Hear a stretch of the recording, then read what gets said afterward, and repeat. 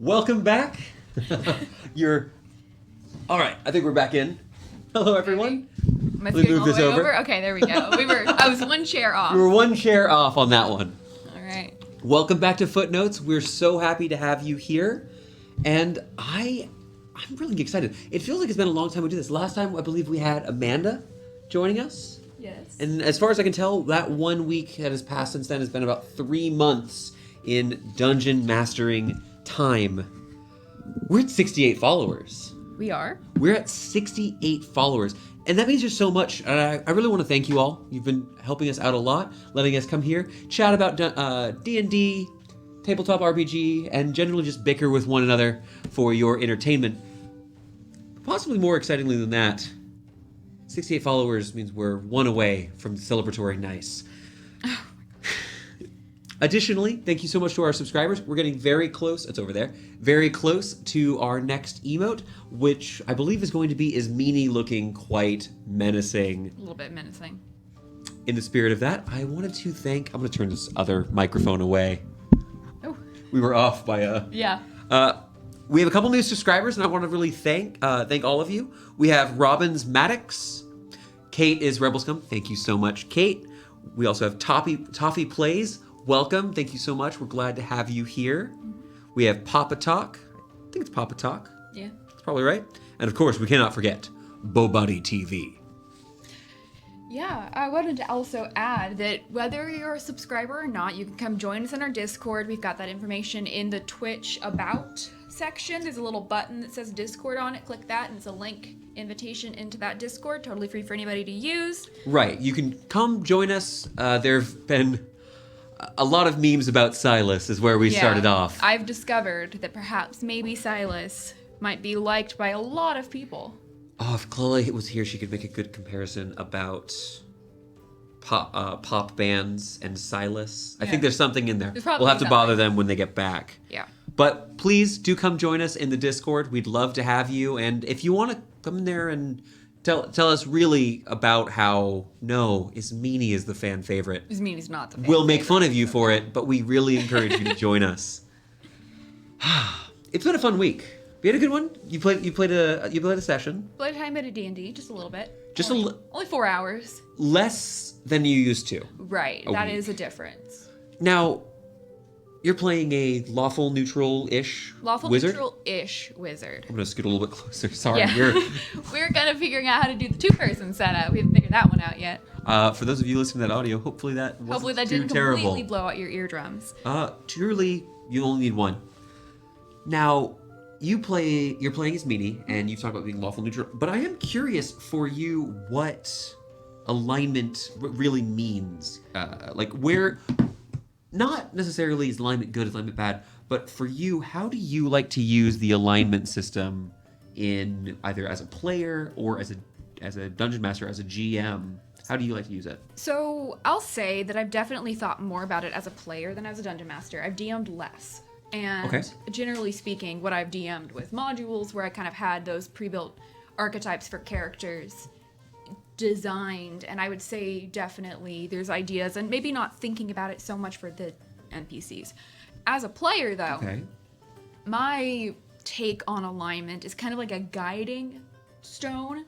So kind of like an idea of a type of person, but maybe not so committed to perfectly lawful neutral, for example. So I have an idea of what I knocked something over. I have an idea of what my character is. Like I'm following a specific code. Whether or not that code is good or not, I will follow those rules, and that's kind of how I've envisioned that lawful neutral. But I'd say there's a lot of flex for me in alignment where like it doesn't have to be rigid. It's not rigid, right? And I don't think that it has to be perfect. So I played before a bard and kind of mentally shifted from my original idea over a little bit because I was playing chaotic good and I ended up more neutral than that, neutral good. But kind of that shift in character, I think it's a great waypoint. But I don't think it's the hard and fast, or needs to be hard and fast, basically is what I'm trying to get to. And I really feel that. So with 5th edition especially, but you can apply this to many systems, alignment, or I believe there's a system I played in the past where it was referred to as archetype or demeanor. Those sort of personality-defining characteristics and categories, they can be used like to describe your character, so you got an idea of what your character is, and this is helping you convey to others what you are. Yeah. This is really useful when those values either are detectable or have mechanical influence. So, for example, in Pathfinder, you have detectable alignments. It can also be used prescriptively. They can use to be, I want to make a character that is this alignment, and that means because I'm this alignment, it helps me then make decisions based on those individual bits of myself. So, for Ismini, I don't think you, if I remember correctly, you didn't really start with the alignment, but it came out pretty early. Right. So I'd say for me, more than alignment, I kind of think of other character archetypes that exist out in media in general. So when building Ismini, I was like, so who do I want to behave like in things? And I kind of was like, okay, I like Fire Emblem. Can I go there? You're absolutely allowed to go there.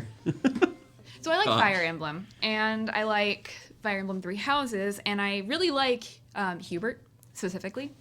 So I was like, okay, I like him, but he's a little bit too, like, scary all of the Sin! Like, all of the time. But I really liked the angle of the devotion to following whether or not it was good what somebody was telling you to do. And, like, being willing to do some of the dirty work. I really liked that part of that character. And I think so far, I've kind of been a little bit more good. But I would say...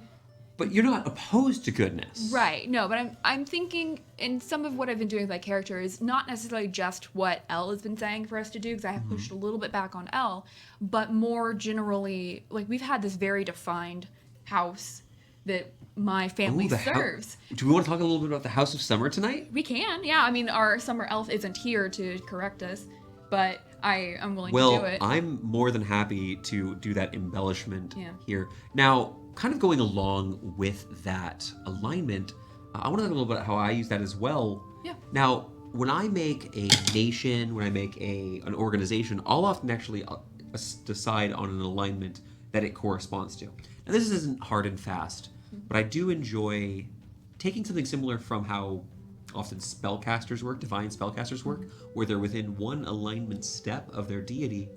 What I'll use with organizations is have that alignment represent the people who are in it, generally speaking, who are not traitors, are within a step. And so, let's talk about the House of Summer. Okay. The House of Summer, in a lot of ways, despite what it was previously, so that a major shift has happened. Alignment itself can be something that is very rigid, and a lot of us, we've used in the past where major events can shift alignment. Yes. In the previous campaign, the House of Summer, in my original notes, was a chaotic good organization. Right.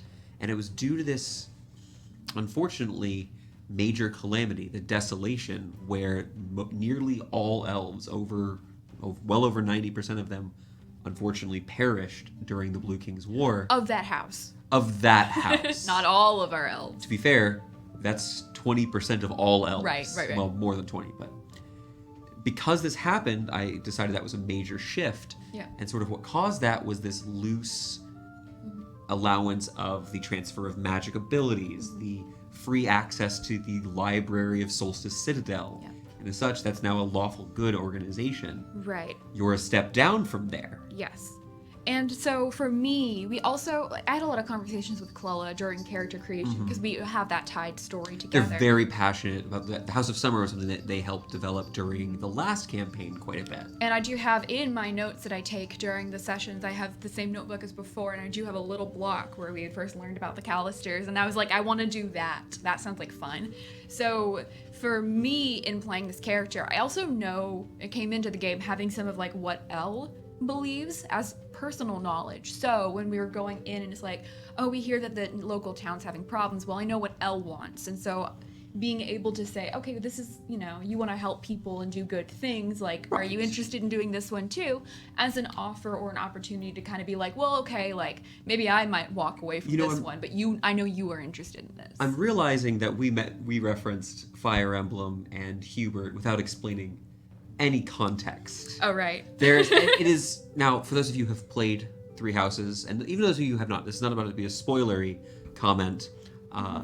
Somehow there are people who do not know about Her Imperial Majesty. Yeah. Yes. Hubert, the character, one of quite a few small inspirations. You've taken bits and pieces from but media, this was like the bits and pieces core. from past campaigns. Yeah. Now, on those, they had actually... Hubert was a servant to a noble woman, a higher-ranking form of noble, an imperial princess, in fact. Yeah. And as such, having this idea of someone who is devoted... It's been showing through. You've had some fun bickering, but every time Elle has been injured, there's been that break in the facade, and we're seeing this sort of, I don't want to say split personality, but a hidden, a brick wall of composure. Right. Because this is now a situation where... Confirmed. Yes, confirmed. Hubert is best girl. I kept saying that, and I got, repetition of fact. Make it word. But... I wanted that, princess. But I wanted that relationship or that dynamic of really, we're very close in age and we kind of grew up knowing each other. So I really wanted that dynamic of I am going to ultimately listen to you whenever I need to and ultimately try to help and protect you. But we're kind of at a close enough age, a few years apart. Where you're only, I think, 3 years older. Roughly. Yeah. So there's like very slight age difference, but really just two people who are peers and to a degree. Now, I don't think Ismini would say that necessarily. No, Ismini... But a lot of the world... has talked a lot about... Yes, a lot of the world would believe that they are peers. They are both noble women in pretty decent position. So, not total top of family, but right up there towards, We haven't had very many run-ins with nobility. Right. I believe the only noble you've actually met in the campaign was of course Lord Kryvar Album, a blue dragonborn from Coppersbeck. I liked him. I'm excited to see how you interact with nobility. The capital, which I gotta tell you, we're a few sessions away still, but I cannot overstate how excited I am for you to see the capital. We've got some fun stuff planned there. Well, none of you know anything. I've been keeping secrets for months. It's been killing me on the inside and the outside slowly. Yeah, he's got secrets that we don't know about. I know that we're going somewhere. The original pitch for the campaign. Hey, you want to go to the city? There's some interesting stuff at the city. We'll start there. That's just very softball. That was like about half a year ago at that point. Yeah. But there's going to be a lot of nobility there, and I'm really excited to see how you interact with them. And not to tip my hand too much, I like to keep these, real high. There's nobility of all 9 alignments. That's kind of weird. I do, as a DM, mark almost every NPC with an alignment. I have been given that by running modules. Now, I'd say... Almost everyone is true. On average, people are true neutral, Yeah. and when they're not true neutral, they're neutral good. Yeah, and they're clerics. Or paladins. That's basically it. Or they're divine. Right. There's 3 options for me. And that was the fun thing because we had touched in other systems where that alignment's so much more integral to the gameplay, which I kind of liked that too. Yeah. But it's not something that for me immediately comes to mind because I think so much in archetype. So that's a little bit of my weakness in fully understanding alignments too. Alignments are a funny thing. There are creatures who are defined, and actually, we have one. Sulo is an undead creature. Now, using the 5th edition rules, I do believe specifically zombies are listed as chaotic evil. And as we've discussed, the fiction in universe, most undead are animated by negative energy. Yeah. They are innately evil things. Similarly, angels are made of positive energy and are good things. But there are exceptions, even in Wizards of the Coast official modules, to those sorts of things. Right. Sulo clearly, to some degree, cares for his family. Similarly, there was a notable module by Wizards of the Coast that deals with a positive creature, a good aligned creature, falling to darkness and being an evil creature. And I think that's a really fun thing to explore. Now, some people completely eschew the alignment system, and that's an absolutely a fine way to play the game. But I really do have to say I like having a system, even if we don't use it too much, but going to be able to dip into that well sometimes. As a player, it's really easy to think about the extremes Yes. Kind of. So it's like, okay, these people are, specifically, they're lawful, or they're chaotic, or they're good, or they're evil. Once you get into that gray neutral area, like, especially building a character, I've played kind of like... It's the one-step rule. Yeah, I've played good. Like, that's kind of just been my thing. I've played good characters. But now we're kind of moving into trying to step out of my comfort zone, and maybe not all of my decisions. Because, you know, like in the video games where you don't want to, like, insult the shopkeep. You know, like that's kind of how I get about the NPCs. There's also a lot more subtlety now. So kind of taking two things from there. A lot of times in games, you'll have willingly sacrifice all of my items, gear, and hopes and dreams to get a good alignment point. Right. Or I kick the puppy for an evil alignment. Don't kick puppies. Where is she? Where's the baby? We'll have the Coco announcement in just a minute. Okay. But additionally, oh my gosh, I was losing my thought there. The different alignments, and you mentioned coming out of your comfort zone and how the four corners were very distinct. Mm-hmm. I think part of that, and how I at least tend to use the alignment, is that if we assume most people are true neutral, I'm not saying this is a reflection of the real world, but for an in D&D in our setting, then you can take those four corners as zealots of different kinds. Fair. The lawful good paladin could be someone who is stubborn, doesn't have to be, but someone who is overly driven, self-sacrificial, or beholden to a kingdom. Now, we actually have someone referencing here that lawful evil, our dear Jake here, talking about lawful evil. And next time we see Jake, we might speak about the character in question, but I actually played a lawful evil character in a campaign you ran quite a while ago. I loved him because your ability to commit to that, like, and that's the thing about having like evil characters in. It's very hard in a party where it's a good. I was running Curse of Strahd, and it's obviously like, you know, you go in there and you save the day kind of campaign. So playing an evil character in that and trying to like fit into the party and do things, it was very interesting watching you be a player as well, because you just were like convincing people to do things like in the party. That was my favorite part, where it was like, okay, you're gonna have to convince these people. Like, I was sitting there like, okay, we're gonna possibly have to do roll-offs and stuff for this, because it's okay, they all went along. I believe it was the case where I did not feel comfortable rolling persuasion against.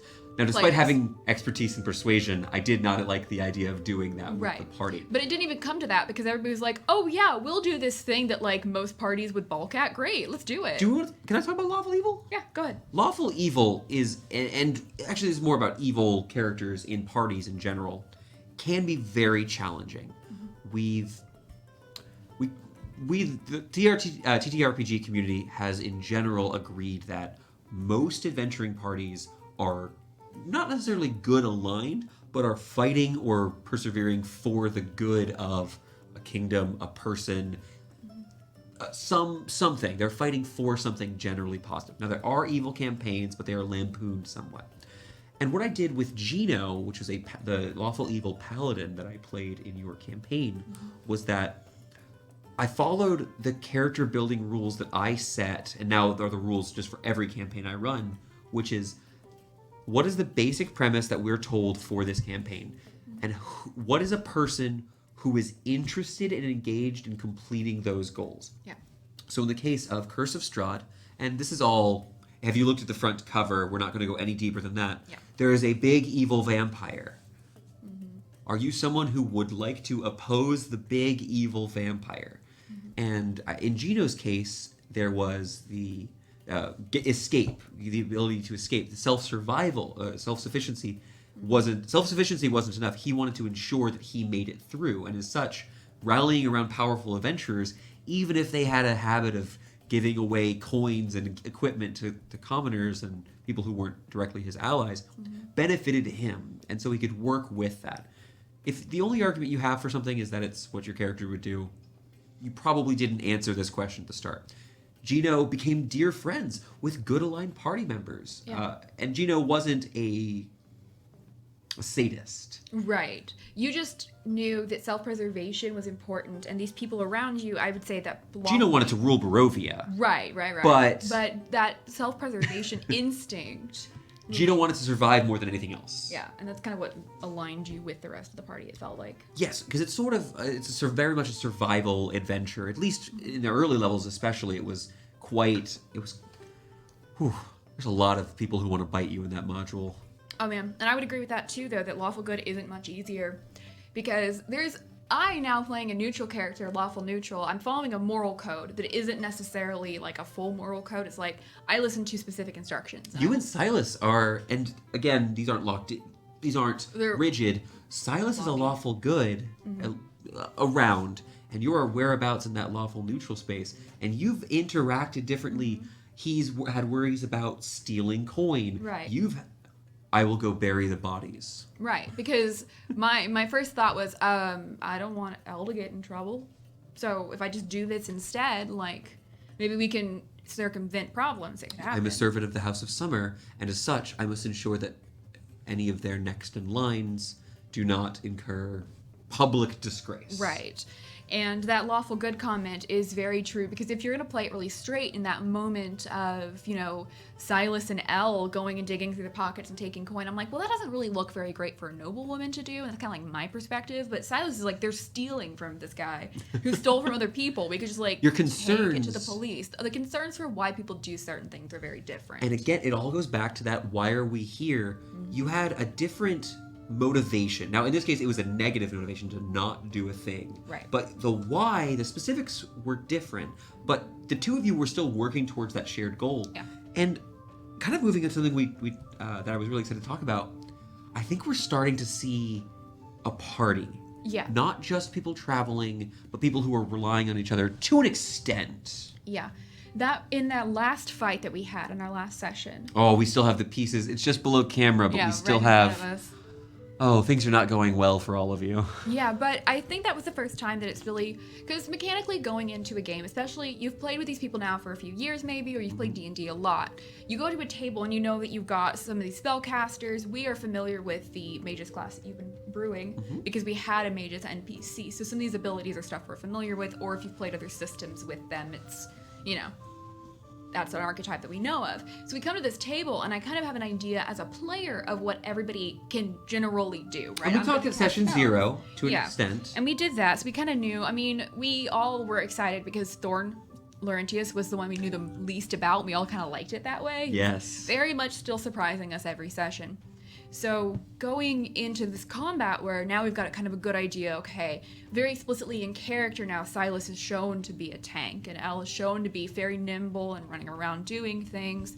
I've got very specific skills with magic that's like, okay, I can do these few things, like this is what I've got, and then Thorn's got some totally other Your stuff. spell lists don't overlap. Right. At the moment. Now, sorry.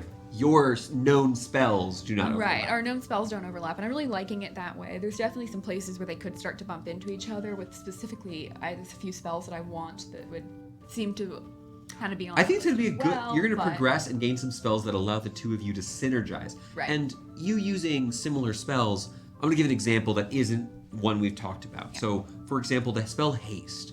It's very strong. You got multiple melee people. Were both of you to take it and both of you to buff an ally, there's no toe stepping going on. You know my character's taking haste 100%. Oh, you're going to haste Elle, and I'm going to have to deal with someone who can travel 70 feet without dashing. Right, yeah, because we don't have the flying rogue anymore. It's going to be a problem. But so to give another example, he has Mind Spike. It is his cantrip. Yeah. It's kind of his iconic spell, and mechanically, you could use Firebolt. You could use your... Oh my goodness, not Sacred Flame. Toll the Dead. Yeah. And you'll do actually more damage, but you lose the status effect. Right. And so there's no real... You picking Mind Spike as an example wouldn't really add anything to your character. And so that's the decision you talked about avoiding in character creation. Yes, but what I expect to be my signature cantrip to a degree was not Toll the Dead. It was not that spell whatsoever. It was one of the newer cantrips. Is it still UA or is it officially printed? Which cantrip? Encode? Oh, Encode. So Encode Thoughts, it's not UA, it's in the Guildmaster's Guide to Ravnica. Oh, right. An excellent book for those of you out there who may have enjoyed playing Magic the Gathering or have seen the Amonkhet the Amonkhet rules for 5th edition, which include variants for humans, and I do believe we may have had, it might have been an Ixalan vampire, but it could have been an Amonkhet vampire. There's also as some well. Kaladesh going on with the Aetherborn, right? Yes, and there's also, of course, the Vidalcan race, which is quite powerful with several very powerful, yes, not Aetherborn, Vidalcan, have the increased mental abilities. I believe they get proficiency or advantage in a collection of the mental ability scores. Yeah. But that interplay between us, but that encode thoughts, I was like, okay, like, again, I've got very specific things that I'm doing. You gave it to someone. Who was that? You gave the thoughts to somebody, but I didn't get... it was very strange. Everyone gave you odd looks the whole time. Yeah. Uh-oh. But that's kind of that fun thing for me, and it's been very interesting now getting to the table and being known as the lady who shakes her wrists at people. Not what I was planning on. There's we could have posed the Hero Forge model, like, doing right. a bit... I was like, wand magic, no, wrist shaking. Well, perhaps in the future, your wand magic will be a more common form of damage dealing. Right, because I don't really do... That's not what my character does a lot of. We talked about iconic spells. You're an abjuration wizard. There's powerful abjuration spells. There's shield. There's, of course, mage armor. There's something you lack that plagued me quite a bit during high-level 5e play. And any of you DMs out there who have played with any full casters above 5th level are likely to have encountered counterspell. I was so upset in the last session. You said he begins casting a spell, and I was like... It's an old habit. Yeah, because we started doing that all to each other, where it's like, okay, I'm gonna casting a spell because we have multiple instances of counter spelling at the table. I don't want to show my hand and say I'm casting my 5th level spell.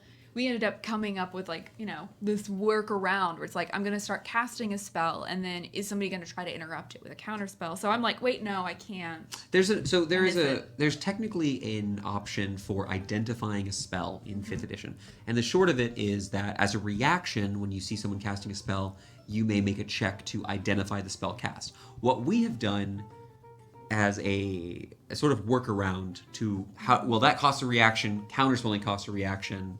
And it's more fun. We found at our table, it was fun to have to identify the spell, and if you failed, to take the gamble.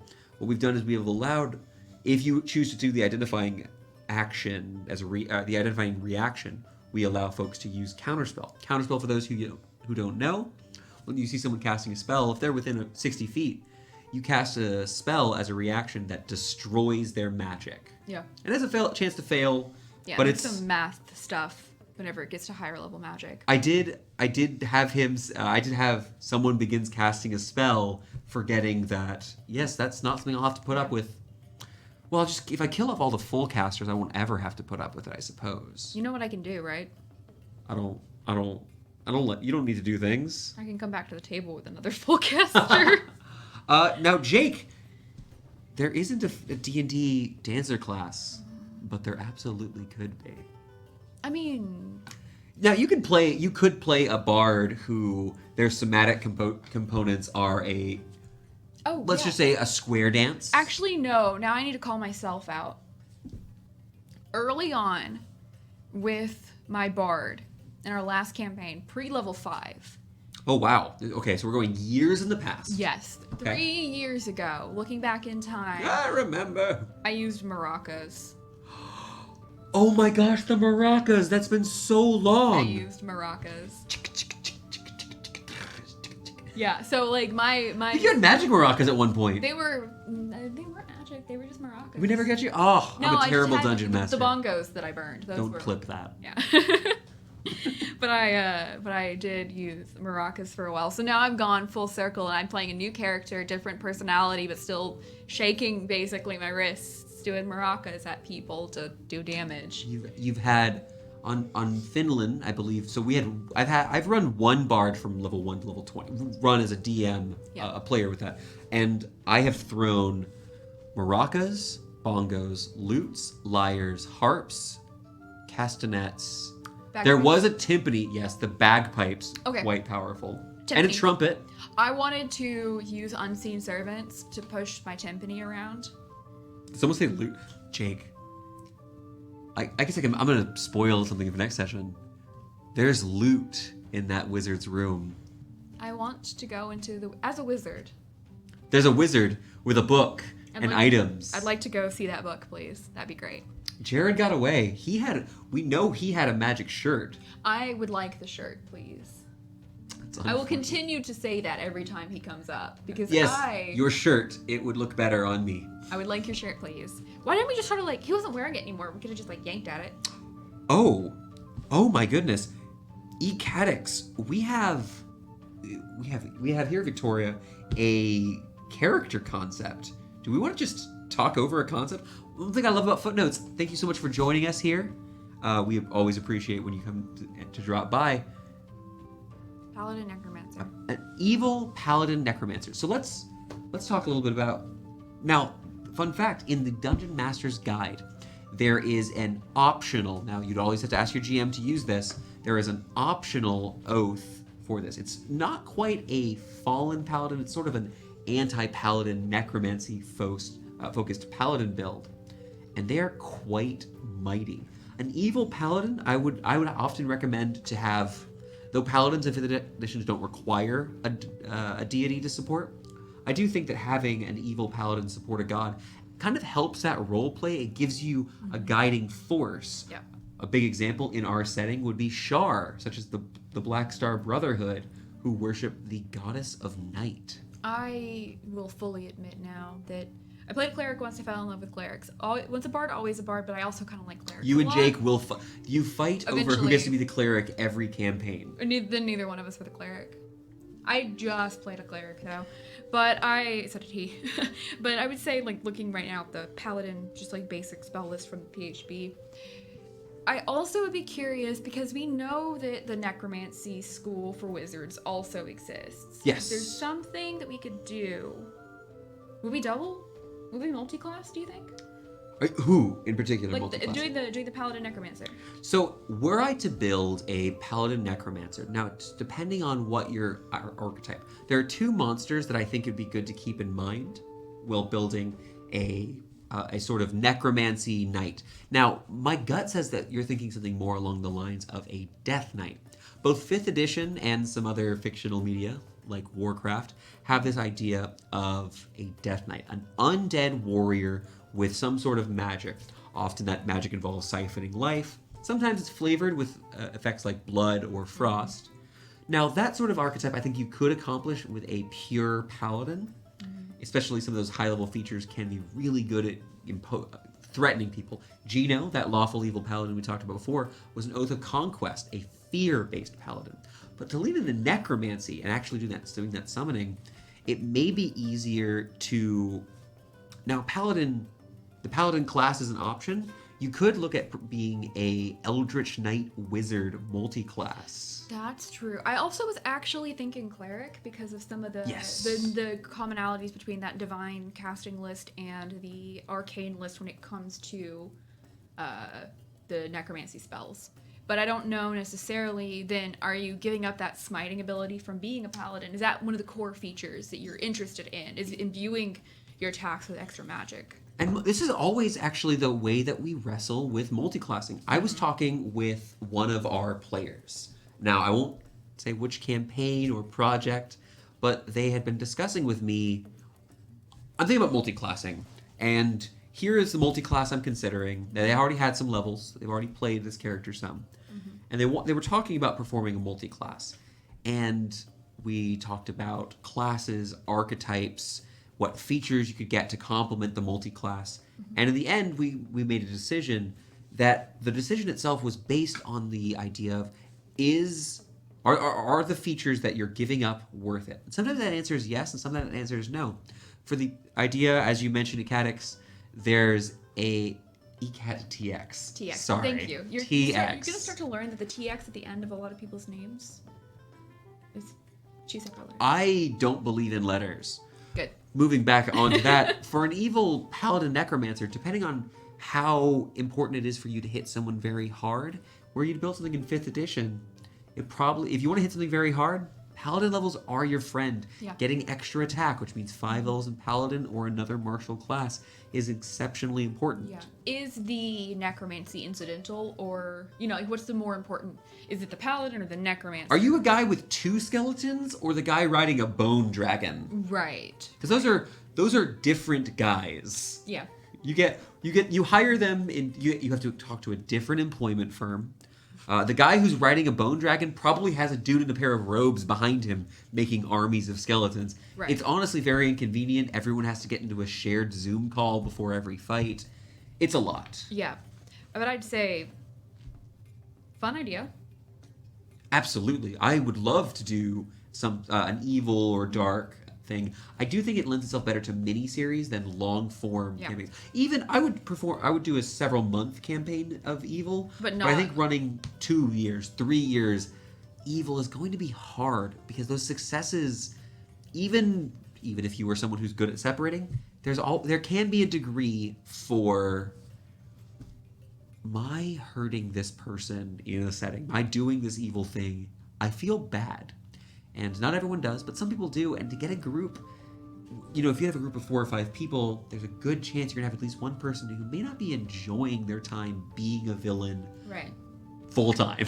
Yeah, so that would be, for example, playing Fable, and I did the evil route, and my brother did the good route, basically. We went entirely opposite directions, so I've got flies and horns and that's about where I would glowing set your red alignments. eyes. Yeah, pretty much. And he's got, like, little butterflies, and he walks, and flowers spring up at his feet. And even then, playing through that game, it was like, okay, like, that was fine, but it still wasn't, like, ultimately, like, getting to go crazy and basically turn Fable into GTA 5. Kind of cool, but...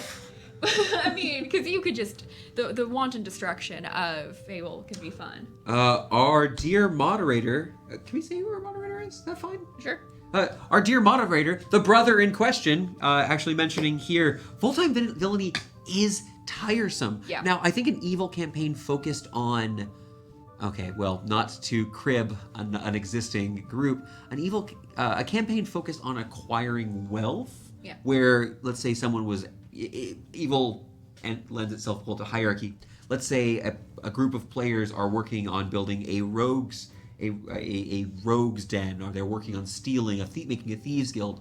I think that sort of thing is a lot easier for people to palate. I don't want to burn down an orphanage. No! I don't want If you're to. burning down an orphanage, you should be a dungeon master. Right, I don't want to raise a village. I don't want to be mean to a shopkeep. I don't want to push them. If you want to raise a village, you can be a necromancer. That's Z, not AISE. Yeah, we're different race.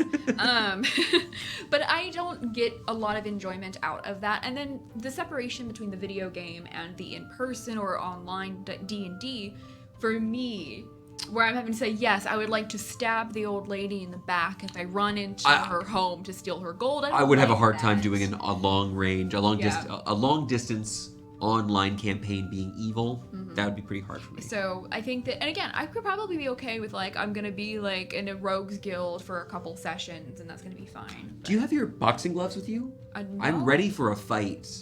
I have a fiddly rule. Oh, no. I'm about to lose. This one's not even that fiddly. It's just one that people argue about a lot. Okay. Ismini. Okay. I'm afraid that you are out of spell slots, and you find yourself 50,000 feet in the air. You are currently aboard a plane. Yes, Ismini. It's a very confusing situation. Great. And the person next to you has now opened the door.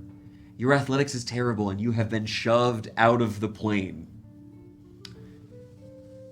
In these moments, as you begin to fall slowly down, you realize slowly is a D&D concept here. Now, the typical advice that was codified in Xanathar's Guide to Everything is that falling creatures tend to fall 500 feet around instantly.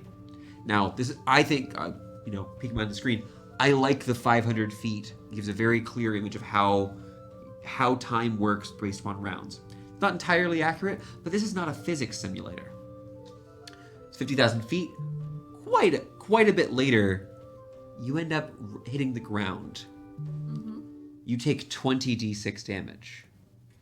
You take the same damage you would take from falling 200 feet. Okay. So I fall out of an airplane or I fall off a particularly large cliff, and it's the same amount of damage. It is. Now, this is not a rule that I think is the exact rule is that you take 1d6 hit points worth of damage per 10 feet fallen to a maximum of 20d6. Right, because we discussed the whole barbarian could enter a rage towards the end and just, or even not, and just tank all of that Yes, damage. so the minimum damage you can take from the maximum height. So jumping out of this plane, you full on Red Bull swan dive head first. The minimum damage you can take is 20 damage, which is low enough to be survived by a 3rd level wizard. That's not necessarily a critique of the system. No, I actually think there's a lot of good things about these rules. The maximum damage is 120. More than enough to permanently kill any of the current party. That fits in line with what we think of the fiction. Right. You don't think that any of these characters... No, we've talked about this beforehand. We don't believe any of these characters should be able to survive that fall. Right. Absolutely not. Now, I think where the breakdown comes, and the reason why we've seen D&D Twitter argue about it, we've been on the D&D subreddit and watched people sort of quibble about this particular rule. I think the idea is that, or the crux of the argument is that what people think high-level adventurers are. And this is a setting dependent. There's not an answer here. Yeah, that's getting real fiddly now. So for some DMs, how they like to run their worlds is that high-level adventurers, these people, I've slayed dragons, I've gone to many taverns, and I've leveled up lots of times. I've killed liches, I'm 20th level. Yeah. However, could one person swing a sword one time and take me down? In a lot of settings, the answer is no. These are superhuman beings. A lot of people will talk about high-level D&D characters being demigods, or to a lesser extent, superheroes. Yeah, that's kind of... And that turns into that level of play thing that you were just saying, where it's like, we've played a very heroic level, where it was like, we are past superhero. Like, you know, like, I'm a bard, I'll go tank Iron Man. Give me the whole Avengers. We've done some hypothetical throwing together stat blocks from various media, and really seeing what we could do, just playing around with that. And in our setting, we talk about those 20th level adventurers as being, you used Iron Man or the Avengers as an idea, as being superhuman. Right. It is the case where Kevril in our last campaign could see a mighty dragon, tell his friends, hold my ale, Literally. and go fight it. Yeah. Fly through the sky and fight a 20-ton beast. Yeah. And in that sort of fiction, the idea that, fall damage isn't enough to kill me works. I think it works really well. And so in our setting, we do tend to use a capped fall. We use a little bit of a different number, but that shouldn't come up anytime soon. But I think if you're in a setting where, for example, the most powerful swordsman in the entire world, sleeping, can be stabbed and killed like a normal man, who bleeds and hurts and exists within the confines of what is possible to some extent, what is typically a more low magic or grim setting, I think it may be reasonable for someone to either dramatically increase or even remove this limit. I would not be upset at all, even in our current setting, if you remove the limit. Like, if a last campaign, if you were to say, you fell off the back of a dragon, and you're catapulting through the air, and you never learned Featherfall, Bard, what are you doing? You have to think about that for 6 rounds, about how it's a first level spell slot. And then, I never actually learned that spell, and I was, casting Disguise Self. Oh, yes. Instead Jake, of doing anything great else. question. We'll get to that in a second. Yeah, I saw that a minute ago. I love it. I wanted to say that, do you want to be a barbarian werewolf? Join my table. That's a brilliant plan. So, to be clear, Jake Frost asks, do werewolves die from fall damage in 5th edition? It's not non-magical it's not magical damage. So, do you mind pulling up the werewolf 5e stat block for me so we have the exact... Is it in the I'll use the phone here. But the big thing to note is that for 5e werewolf, the big thing to note is that, yes, there are 2 big arguments. One could argue that the ground is non-magical damage, and as such, werewolves could be... It's not silvered, and werewolves don't take that damage. Now, I think that using the stat block to answer this question might be a little bit too deep in the thick of things to really be looking at the actual question. I'd make the argument weapon damage. Gravity is going to knock you out. Now, no matter 5e talks about this damage cannot be reduced. Now, however, fall rules are described in the context of player characters. So to ask the question about, in specifically our setting, it is the case where that immunity to bludgeoning and piercing damage from non-magical attacks that aren't silvered, werewolves cannot be slain via fall damage. They're very specific in how they're defeated. But do not take that as a general ruling. In fact, we're at a normal, an average table with a random group of folks. Absolutely, I would be playing them as written. They take fall damage. It is not reduced. And there are even arguments you can make. Ooh. Is the earth silvered? Not enough.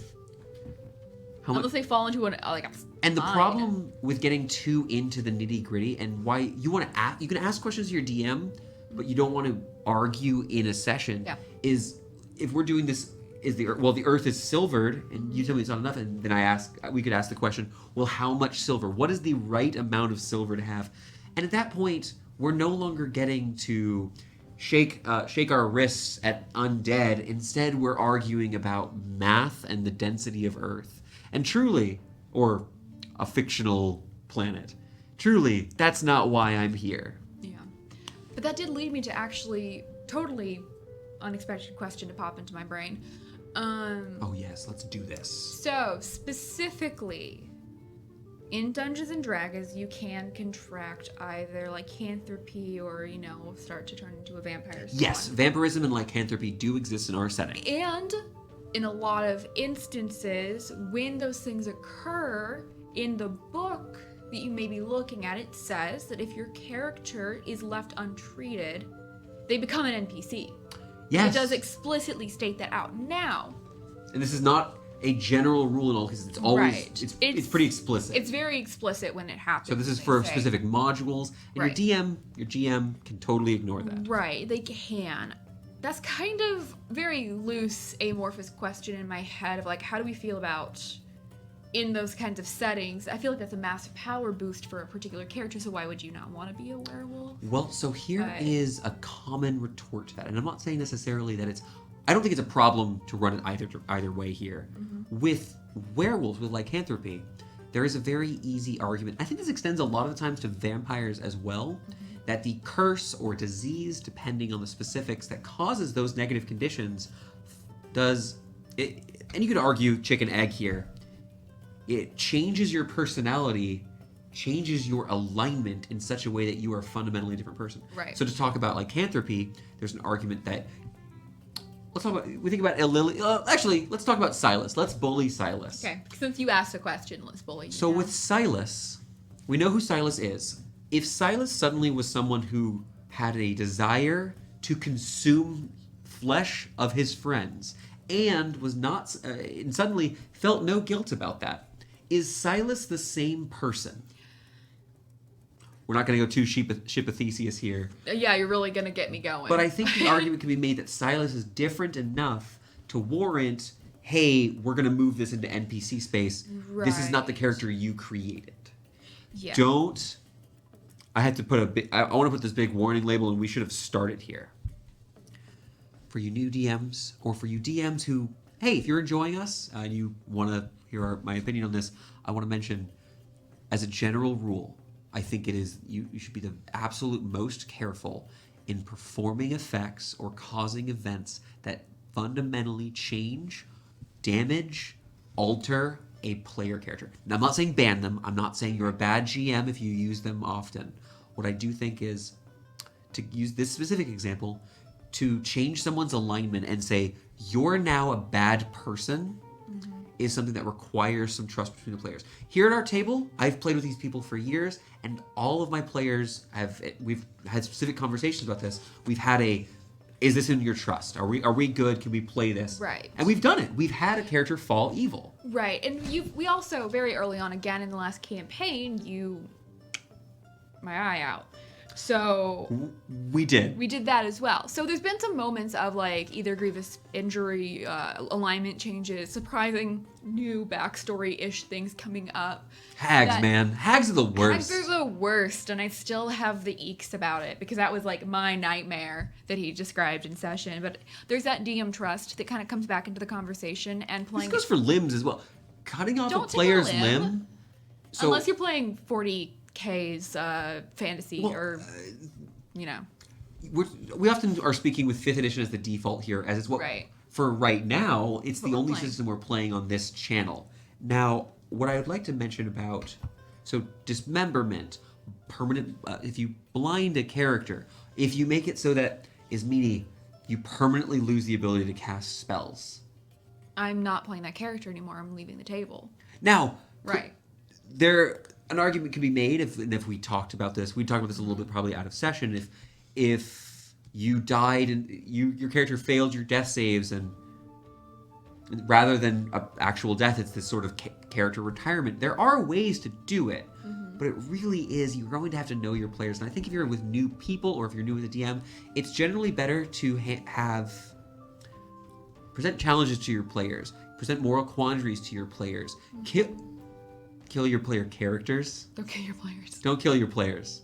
Murder's bad. Don't do that. Murder's bad. The more you know. Yeah. Murder's not great. But performing these things that are generally temporary, exhaustion points, damage, those are great.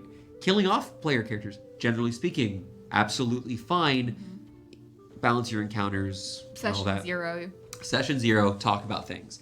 But when it comes to Silas, unfortunately, this critical hit, I've decided I'm going to take your trunk. Okay, I was about to say, I was thinking about it during the session. I had this moment and I just sat there in absolute shock and horror at my own brain because I don't think I'm allowed to run a campaign with a Loxodon character in it because it would be my goal. And, and I realized that about myself.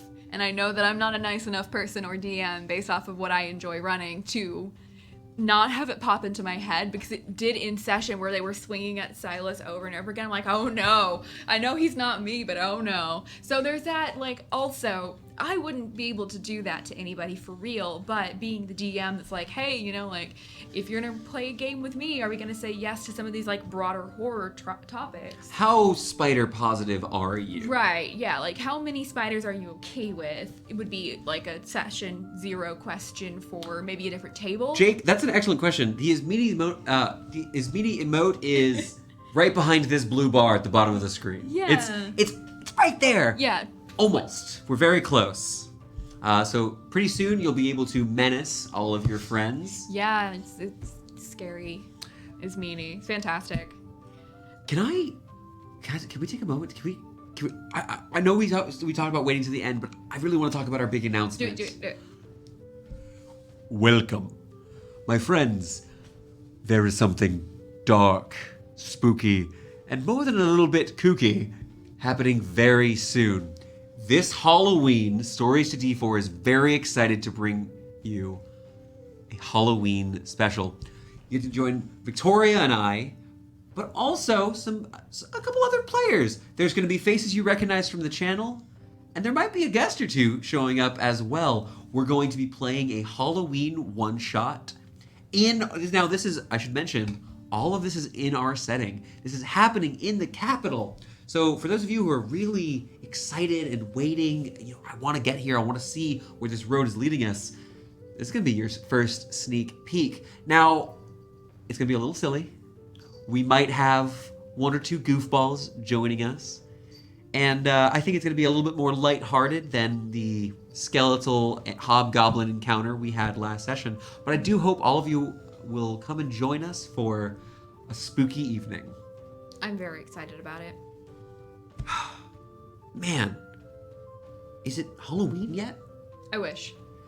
Every day is Halloween during October. We all know it. We all accept it. Yeah. I don't think I have anything to say about it other than, yes. Well, we can't. I won't let you. It's the month of Halloween, so. It is Spooktober. Yeah, get your pumpkin spice lattes in every day, We're going to be dressed up. we've got some plans. Not everything's done. We still need to order. Well, I guess I can't be specific. We have a couple things that we maybe need to go get to improve the costume, but we have a few ideas, and I really hope you'll be joining us. I do desperately want to put together some. Where did the time go? I thought we were delaying this. It's almost time. Got a few minutes left. What do you want to talk about? Oh my goodness. Can we talk about celestial and fey touched? Let's say outsider touched folks. I have some opinions on this. The Tiefling and the Aasimar being the two big ones. And now there's also, if you want to call it Aasimar, that's fine. We said it one way once 3 years ago, and we've stuck with it. Yeah. So, for those of you who may not know, a Tiefling is typically a horned, human-looking person with purple or red or various colored skins. Although some of those colors not listed in the PHB. Yep. And they have fiend blood. Fiends being the types of outsiders native to the lower planes. Devils and demons and daemons. Oh my. And they are typically looked down upon. You've met a few of them. This one even flirted with one. And I did not. I was being professional and she was being professional. Well, the Tieflings often not thought of highly. Similarly, there's the Aasimar. And now Aasimar have celestial blood. It doesn't have to be angels, but somehow in either the Tiefling or the Aasimar's case, they've obtained a bit of magic from the outer planes. Now, there are other races as well, but for brevity, I'll just talk about these two. Traditionally speaking, they look like humans. They look like relatively normal folks with certain features. Aasimar are often depicted with softly glowing eyes, or certain parts of their eyes or their hair being atypical colors, in addition to their magical powers. Tieflings having the iconic horns, sometimes having tails, so very clearly distinct. We play in our setting, and we'd love to hear either in our Twitch chat, in the Discord, or hey, if you're on YouTube, in the comments below, how do you feel about Tieflings, Aasimar, and other races looking a bit atypical? We have in our setting gnomes and orcs who may have fiend or celestial blood, and as such, you may see someone with green skins, spiked horns as a tiefling orc. Mechanically, just a tiefling. But I would say, personally, that we need to commit to this fully, because it's way cooler to think, because it's not only, I would think, humans with a bloodline. No, of course not. Related down. Because, think about it. An orc with a bloodline.